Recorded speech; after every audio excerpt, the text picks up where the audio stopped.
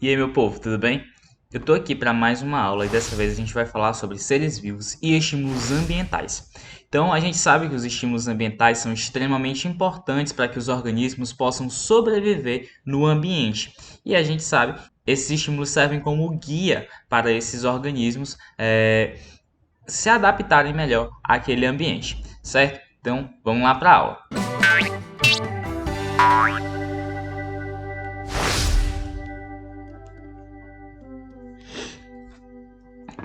Então, pessoal, a gente já iniciou falando aqui sobre os estímulos ambientais que esses organismos têm necessidade de captar, né, para que eles possam sobreviver naquele determinado ambiente.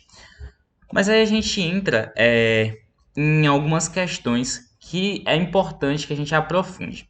Então, primeiro a gente vai falar sobre as respostas aos estímulos, certo? Pessoal, a gente viu que lá o sistema nervoso, ele é responsável por responder algumas questões ambientais, né? A gente recebe alguns estímulos e elas são transmitidas pelo sistema nervoso. Então, o nosso sistema nervoso, ele é responsável por responder esses estímulos, né? Ele capta os estímulos e o sistema nervoso vai interpretar o estímulo para que a gente possa obter uma resposta adequada. Então, essa aí gera uma relação de dependência entre o ambiente e o estímulo que foi recebido. Então, a gente tem uma série de estruturas que são responsáveis por receber esses estímulos, né? Quando eu falo variadas estruturas, eu não estou falando só, por exemplo, de diferentes estímulos, né? Mas organismos diferentes podem responder de forma diferente o mesmo estímulo. Por exemplo, nós, quando entramos em contato com a luz, nós formamos uma imagem, né? Porque a gente tem um órgão responsável por formar uma imagem. Já as plantas, quando elas recebem esse estímulo da luz, elas não têm a formação de uma imagem. Elas vão ter aquela questão do fototropismo, né? Elas vão ser orientadas, vão ser guiadas pela luz para fazer a fotossíntese. Outros organismos, como a gente vai ver mais na frente, eles podem apenas ficar se movimentando em relação à luz. E isso depende também de outros estímulos que acontecem. Por exemplo, quando você ouve um som, você consegue interpretar aquele som.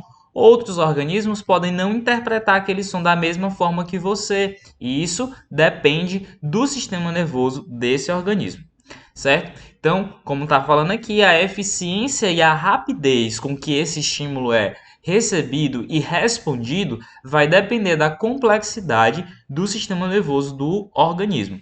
Por exemplo, organismos que têm um sistema nervoso muito complexo, como nós, seres humanos, eles vão ter uma resposta bem mais rápida e bem mais eficiente. Se você pegar, por exemplo, uma formiga, ela não vai ter a mesma eficiência, a mesma rapidez de responder o estímulo que a gente tem. Outros insetos, eles conseguem, por exemplo, ter uma resposta bem mais rápida que a gente. Por exemplo, se você pegar uma mosca, a mosca ela tem uma capacidade de responder a um estímulo visual muito mais rápido que um ser humano. E a gente vai ver que isso tem um fundamento. Então, os estímulos eles vão depender da eficiência. Aliás, os estímulos vão depender da complexidade do sistema nervoso do organismo. Beleza? Então, os vegetais, apesar de parecerem sempre muito paradões ali, né? Eles também vão receber estímulos e eles também vão responder estímulos. A gente já viu lá na locomoção dos vegetais que eles podem fazer alguns tipos de movimentação, né? Como, por exemplo, o fototropismo e o tigmotropismo, que nada mais são do que movimentações que os vegetais fazem, não movimentações com locomoção, né? Mas no sentido dele mudar de posição. Então, os vegetais eles vão mudar a sua posição, né? Vão responder estímulos graças a substâncias que possuem a capacidade de modificar eles. A gente vai ver mais na frente também os hormônios vegetais. Os hormônios vegetais eles são capazes de responder estímulos externos e modificar, por exemplo, a posição de um vegetal no fato do tigmotropismo e do fototropismo. Outras substâncias que também podem causar movimento nos vegetais são as substâncias que fazem a captação de luz, certo? Elas vão captar a luz e elas vão ter preferência, né, por um lugar onde tenha maior abundância de luz. Então, ela vai fazer também essa movimentação. Isso é uma resposta a um estímulo externo, né? A luz é um estímulo externo que está fazendo com que esse vegetal se locomova. Mas aí tem uma observação importante. Nos vegetais, a gente não tem um sistema nervoso. É por isso que quando a gente estudou lá o sistema nervoso dos vegetais, a gente não tinha um sistema nervoso nos vegetais. Então, eles não vão ter uma sensibilidade ao estímulo, certo? Nos organismos que têm sistema nervoso, a gente fala de sensibilidade. Eles são sensíveis ao estímulo. Aqui a gente está falando de irritabilidade, que é a capacidade deles receberem o estímulo, mas eles não vão sentir o estímulo. Eles vão apenas se locomover por uma questão de substâncias químicas, né? Ele não vai interpretar aquilo como sendo um estímulo, ele não vai sentir nada disso, entenderam? Ele só vai ser irritado e ele vai mudar de posição porque ele foi irritado, certo? Então, outros organismos que fazem a resposta aos estímulos são as bactérias. Então, mesmo organismos tão pequenos conseguem responder a estímulos. Bactérias também não possuem um sistema nervoso, né? Normalmente são organismos unicelulares. E esses organismos unicelulares aí, eles não têm como ter um sistema nervoso, eles só têm uma célula. Como é que ele vai ter células diferenciadas?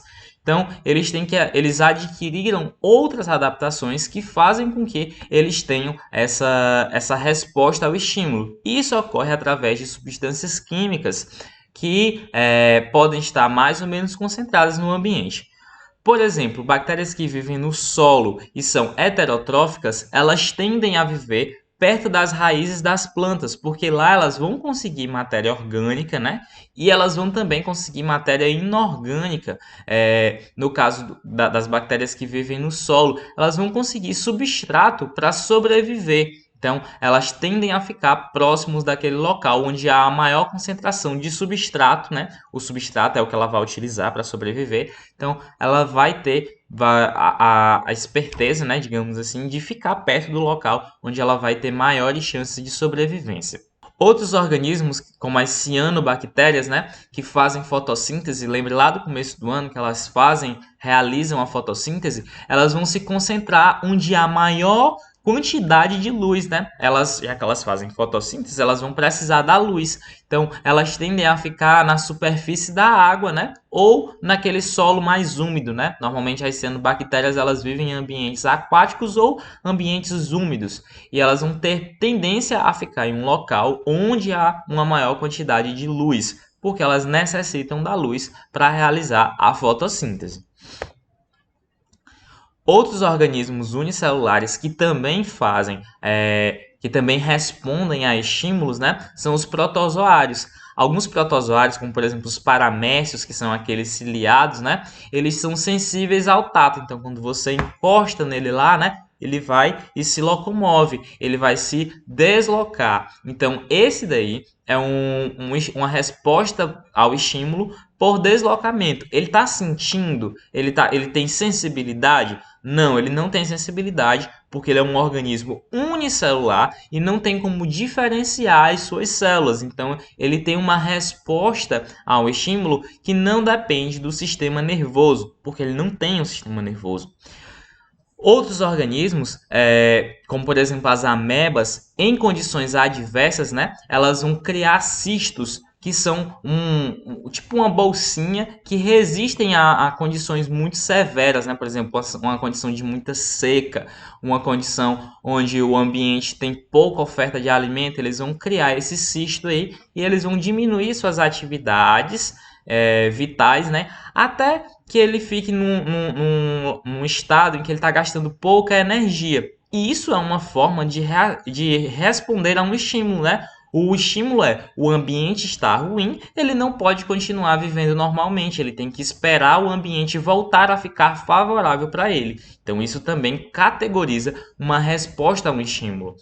Os protozoários, como as euglenas, elas têm capacidade de fazer fotossíntese, então elas são sensíveis à luz e elas vão precisar então ficar próximos de um ambiente onde tenha luz para que elas possam realizar a fotossíntese. Novamente, elas vão reagir ao estímulo, que é a luz, respondendo sem a necessidade de ter um sistema nervoso. Lembrando que todos os protozoários que a gente apresentou aqui são unicelulares. Então, pessoal, foi a nossa aula de introdutória, né, de estímulos, né, resposta aos estímulos, e nas próximas aulas a gente vai continuar falando sobre estímulos e respostas nos invertebrados e nos vertebrados, certo? Então, até a próxima aula. Tchau!